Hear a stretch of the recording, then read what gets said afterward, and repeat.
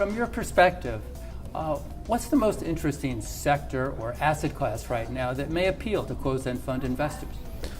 Well, I think the one thing that closed-end funds are really good at, we tend to think of them as an asset class, but really it's a structure with different asset classes underlying it. And one of the reasons why you'd want a closed-end structure is to get exposure to an asset class that doesn't lend itself well to an open-end structure. So an example of that would be country funds. Where most of the original country funds, including the fund I managed, was originally set up as a country fund for investors, because that way the person managing the portfolio can continue managing regardless of any sort of political or market disruption.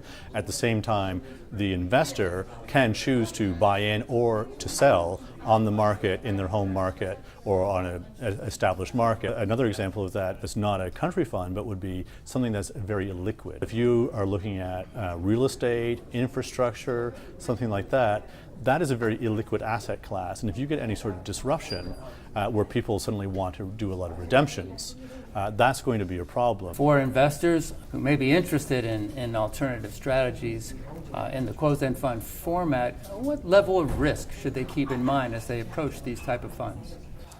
I think you need to understand that if you are looking at an illiquid investment or an alternative asset class, there is an enhanced level of risk because there isn't the same liquidity there. Now, the closed-end fund structure does give you some liquidity that you can buy or sell, even if there is a market disruption.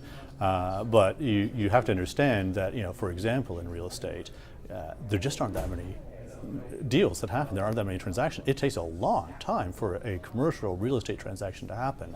So you have to be prepared to have your mindset that you're in that kind of an asset class. Or if you're dealing with a country fund, you are taking on some currency risk and some political risk. But with risk, there's reward, or there's potential for reward. And I think that's something that you have to figure out in the context of your total portfolio. How much risk can you handle? And that may be a way to try and expose yourself to potentially greater rewards.